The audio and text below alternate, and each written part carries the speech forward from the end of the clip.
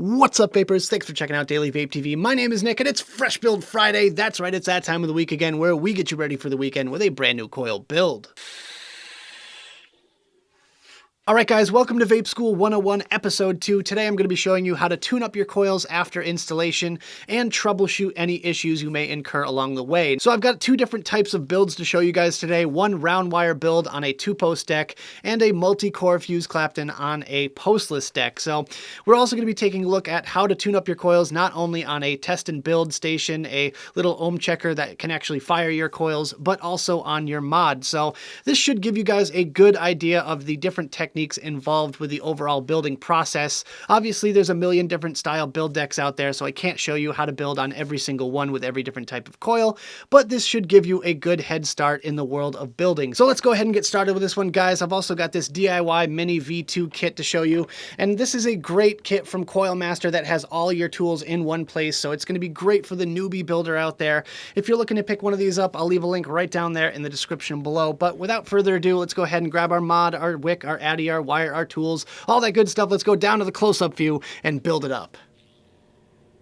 So I know what you guys are thinking right now. Those are some janky-ass looking coils, and I would agree with you. These are in definite need of some tuning up and straightening out and all that stuff. So yeah, that's exactly what we're planning on doing today with this little lesson here. Just basically fixing up your coils, how to tune them up, and what to look out for. So with that being said, I've got this new toolkit here from Coil Master. They sent one of these along to me for doing my build videos, and I gotta say this is going to be great when I'm on the road and I can bring my tools with me because it's all in this nice little hard plastic case. That is just excellent. Now, I might end up doing a whole separate video on actually the tools involved with this whole process here, but if you guys want to see that, just leave a comment right down there in the box below. But with that, let's go ahead and grab our first set of tools here. All we're going to need right now basically is just some ceramic tweezers. Now, the reason I like using ceramic tweezers is because the tips here are not conductive. You can actually pinch your coils as you fire them on your mod or your ohm reader or tab, whatever you got right here. And with that, it makes it really handy because you can really just kind of feel it out. You can just really get a hold of that coil and just kind of work out any little hot spot just by giving it a quick little pinch and a little bit of a strum. All right, guys, so the first thing you want to do right straight away is actually get your bit or whatever you wrapped around and just kind of insert it back through your coil and straighten it out. You want it nice and even, you want it level, and you want it matching with the other side. So let's just go like that. And we'll do the other side real quick. So everything should be nice and even. Basically, that's the name of the game when it comes to this step here. So just kind of double check everything. Make sure everything's nice and straight. And if you have to, nudge it around a little bit, then go ahead and do that at this stage. And it's basically like a cleanup process. So you're going to start off a little bit messy and just kind of make it cleaner and cleaner as we go along here. So just kind of nudge those coils, making sure they're really good and centered. They're even and parallel and perpendicular and all those P words there. So as you can see, already we have a really good start here. They're nice and even that way. They're nice and even that way. And they're nice and even this way. So there we go. We have a really good head start. So the next thing we're going to do is just tap the button and make sure everything fires up properly. And we'll just get a gauge on whether or not we have some problem spots. You'll start to see a little wisp of smoke coming up there. And just try not to breathe that stuff in because you're just literally heating up straight metal and there could be some machine oil burning off. So let's just go ahead and tap our fire button until we see some glowing action going on here. And I'll give you guys a close-up look at this as well. So just kind of tap that fire button until they start glowing. You don't want to really hold it down too long quite yet because you never know if you have some vicious hot spot. And some people will do this on their mod, which is totally fine. Most coil builders, if they're building with stainless steel or some other type of wire that has a really good color to it, will increase their wattage at 1 watt increments just to bring out the perfect amount of color. Hopefully you guys can actually see a little tiny bit of color coming out. Honestly, the camera doesn't quite pick it up up as good as I imagined, but you notice a tiny bit of color coming out of it the warmer these coils get and the longer you hold them down. And at this point, they're looking kind of a golden kind of shade. And after the golden stage, you get a lot of those blues and the purples coming out, which is really, really cool. So before we continue on any further with the coloring stage, I'm just going to give these coils a tiny bit of a pinch because they are good and warm now. And we're just going to kind of making sure all the wraps are sitting nice and next to each other here. Give it a quick little brush over, just like that. And if you're at all skeptical of whether or not you have those coils good and tight in there, then just double check it. It really does not hurt to double check your screws ever. I probably end up, triple and quadruple checking my screws every time I build. So it's definitely kind of a good habit to have when you're building. Just double check your screws, triple check your screws every now and then, because heat can change the actual form of the wire, and that can make a big difference. So yeah, these are good and tight. I'm kind of glad I checked them because they were a little bit loose. I had like one on this side here that was a little bit loose. So let's just kind of continue to warm it up, and every now and then just make sure you're kind of pinching those a little bit. And especially when you get these really, really heated up, that's when pinching is going to come into play. So as you might see on the outside here, the outermost wraps are heating up first. And that's usually what happens when you have a brand new coil that hasn't been fully heated up yet. The outermost wrap will heat up first before the inside of the coil, and that's because they're closest to the actual terminals, and that's where the most resistance is in that particular coil. So once that heat goes all the way across and that power goes all the way across, you're going to start to notice that it's going to start heating more evenly from the center out, which is exactly what you want. So we're just going to continue heating up these coils little by little here, and I'm kind of noticing that this coil on this side here is a little bit behind this one on this side here because it's still heating from the outside in and not from the middle out. So this coil is actually in better shape right now than this one, so let's just go ahead and start paying a little bit more attention to this coil right here. Now, one good thing about these ceramic tweezers is that you can pinch as you're pulsing. So you can heat up that coil as you pinch it. So that makes it so it keeps that tension on there, and if you hold it while it's cooling down, it's even better. So that way that coil, those wires want to remain compressed together with each other, and that will basically speed up the whole process here, because that way it'll start blowing from the inside out sooner. And if it continues to happen, then just keep pinching and pulsing, go back and forth on it a few times. And if it's really bad, then you might want to double check your screws, because that is definitely a sign of a loose screw. So let's just kind of go ahead and pinch them both a little bit. And after a while, they should end up heating from the middle out. So if you're going to be tuning up your coils on a mod instead of on an ohm reader or a tab, then you want to start off with a very low wattage. Normally with my super sub-ohm builds, in the area of 0.1 to 0.2, I'll start my wattage off at about 30 watts and then go up from there as the build progresses. So right now I'm still in the kind of early stages of this build, so we're just going to use 33 watts right now, and we can actually go up from there. And it's not going to heat up very quickly at all, but this way it'll really bring out those hot spots and those trouble areas that you might not see if you have the wattage just straight up cranked. And with that, we're very close with this one here. This coil is starting to light up from the inside out instead of the outside in. So probably just a little bit more pinching and pulsing here, a little bit more strumming, and we'll get this one firing up nice and evenly. And if you have to, just double check, make sure everything's nice and parallel, perpendicular, straight, because sometimes in the actual testing process, you can actually move your coils around. So just be cautious of that. So just be aware of that. You might actually have to go back and straighten your coils out once again after you've been pinching them for a little while. So once you do that, you could kind of just go right back into it. Always use caution if you're doing it on a mod or a tab, just in case you accidentally hit that fire button. You really just want to be careful about that.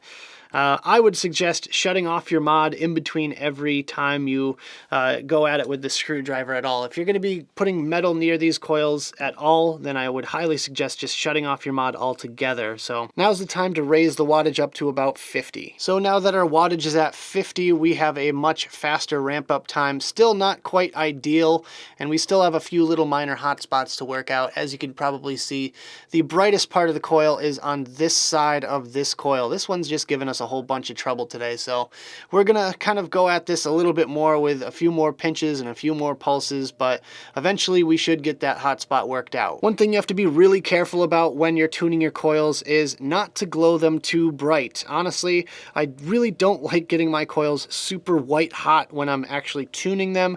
I try to keep it on the kind of orange side of things. As soon as it starts getting a little bit yellow in the middle, I immediately release that button, because if you go too hot on these coils, they could eventually just collapse on themselves, and then you have to start all over from the beginning. All right, so our coils are looking pretty darn good now. We got that little hot spot taken care of, and the last little thing you got to look out for is a loose screw. So again, just go back and triple check your screws at this point before you go up to the full wattage that you're going to be using with this coil.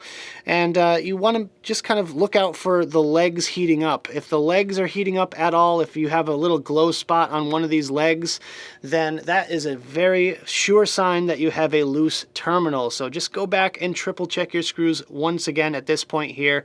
That is going to be a very crucial step, because like I said, heat changes the actual size and shape of the wire very drastically. It may not look like much or seem like much, but it really does. And I've had times that I thought that I had cranked my screws down super duper tight, and by the end of the whole building and tuning process, they were once again loose. So now we're just going to go up to the full wattage. I feel like these coils should be vaped around the 80 watt mark. All right, they're looking good to me. So let's go ahead and check out how to do this with some more complicated coils. All right, guys, so once again, we have a janky looking build on this Pulse 24 here. These are some fused Claptons, and yeah, they need some love. As you can see, they're touching each other. They're not lifted off the deck. They're not straight, and they're a little bit separated. The wires themselves are a tiny bit separated here. So these coils definitely need some love. Let's go ahead and get started with this one here. First thing we're going to do, just like last time, is we're going to straighten them out and make sure they're not touching the deck. Make sure everything's parallel and even, and just kind of straightening everything out, basically. Just a kind of the housekeeping step. That's what I would call this step here. Cleaning everything up, making sure they're good to go, and pull that sucker up off the deck. Make sure you're pulling pretty good on these things. Double check your screws too. You know, I know I've said this several times during this video already, but it is very important. Your screws are essential here. You really want good tight screws, because I put a lot of tension and pressure on them when I'm tuning up my coils, so it's better to have tight screws than rip a coil out accidentally. So yeah, we're just kind of doing the same thing here, just kind of pulling up on this sucker. And obviously it's going to be a little bit different depending on what style deck you use, but I'm just kind of trying to give you guys a good cross-section of common deck styles nowadays. And these wires are a lot more springy, so they're going to spring back a lot easier, which is one thing we kind of work on when we tune these, is kind of eliminating the springiness out of this. So as you can see already, we are looking a lot better. Nice even coils vertically. Horizontally, they're pretty even as well. Obviously, still some space in those coils themselves, but all in all, not as bad as before, for sure. Anyways, let's go ahead and start with the heating process. Same thing here, just kind of tap that button. Just tap the fire button little by little. Careful of that smoke. You don't want to breathe that stuff in. It's all most likely machine oil. So just kind of little by little, heat those coils up. You'll start to see them glow fairly early on here. And You could probably see individual pieces of the outer wrap wire getting hotter, and that's not really a big deal. Honestly, that's normal. It's just kind of building the carbon barriers in between the wire. And what the carbon barriers do is basically just allow the electricity to flow more smoothly across the coil. Just kind of tapping the fire button, seeing if we have any major hot spots that we have to get out. And already we're looking pretty good. Another thing this does is not only burn off the machine oil if there is any on your coils, but also it will kind of temper them as well, so the wire itself will get a little bit more rigid, and that way it'll be easier to work with in the future. So just kind of hold it for a little bit longer and longer as you go along here, as long as you don't see any major hot spots. Not quite firing up super evenly, so let's just go ahead and start our pinching process here. Pinch and pulse, pinch and pulse. I know I say it in all of my build videos, but it's true. That's what we're doing here. This is the pinch and pulse stage. And just little by little, pinch and pulse. Let your coils cool off before you put your bit or screwdriver back through them. And usually I'll shut my device off. There we go. Before I insert my bits back through, just in case. And you want to just pull up on those coils, maintaining their kind of position in the deck. Just making sure they're good and straight. And continue on with the pinch and pulse process here. You'll see the coil light up good and bright, and you want to release it, release that button a little bit sooner than when it glows bright, yellow to white hot. You really don't want to get these things super duper hot right off the bat. But those little tiny pieces of outer wire will glow a lot hotter than certain other parts of the coil, which is not a big deal as long as the overall coil itself is glowing from the inside out evenly. Everything should be nice and even. So let's take a look at our progress here. Just go ahead and fire these suckers, and hopefully you guys can see already I got one of them that's pretty much on point right now. We are looking really good with this coil on this side here. This side still needs a little bit of work, but all in all, not too bad. Honestly, I really like the slightly more complicated coils sometimes because they're very easy to tune up, at least as far as I'm concerned. I mean, I don't really do the whole, taking pictures aspect. I know a lot of builders go through a whole process. Sometimes it could take a whole day to do an entire build through and through. Sometimes multiple days, to be honest with you. But personally, I just want to get them installed and get vaping, basically. So, I mean, there's a lot that goes into it. I'm sure you guys have seen pictures on Instagram and all over the internet about the really gorgeous builds. And I'm envious of people that have that kind of patience because, honestly, I just want to get my vape up and running, ready to go. All right, so we've reached the stage, once again, where we tighten our screws. I know you guys are probably going to get on me about this, but it's important. It really is. And we'll just kind of nudge this coil over a little bit more. And this one's kind of drifting around on us too, so that's the problem with the springy wires, is it can kind of drift on you. When you heat the coils up and you pinch them, you don't even notice it, but you might actually be like kind of floating around and moving that coil all about. So just be a little bit cautious about it. Usually what I'll do is I'll kind of pull straight up, and it tends to work for me. All right, I think we're almost there. Just a few little more brushes across here. We should be good. Kind of hovering in on our final resistance here, which is great. All right, let's let them cool down once again. And you know what? I'm going to pop them over onto the mod real quick. Be careful because your atomizer might be scorching hot. And you really don't want to burn yourself. Burning yourself really sucks. And I'm going to do this at the 50 watt stage. My wattage ranges from 30, 50 to 80 usually when it comes to 0.1 to 0.2 ohm coils. So let's go ahead and test these out at the 50 watt range. Ooh. And yeah, they're looking pretty darn good. So yeah, Yep, I think we're all set. Honestly, I'm going to call that good.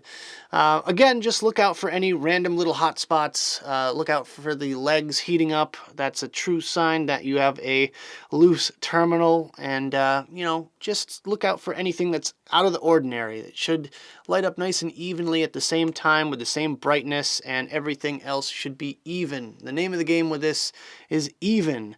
You want everything to be nice and parallel and blah, blah, blah, blah, blah. I've already said this for the round wire build, so you guys get the picture. So the final step for these fancy coils is you want to give them a bath. Now, what I normally do is I take my RDA off my device and I'll go to the sink and I'll give them a quick little bath. A lot of people use ultrasonic cleaners, but obviously not everyone has one of those things. But basically, you just want to scrub off any little bits of machine oil, or if there's any wire fragments from the Claptoning process. A lot of the pro builders go through a washing process before they actually vape on their coils. But yeah, just go to the sink, a little bit of warm water, and a couple drops of dish soap. That's all you really need to do. Some people scrub them very lightly with a toothbrush or nylon brush, but personally I just kind of let it soak, and that's about it. Rinse them off and you're ready for some wicking, which is actually next week's episode.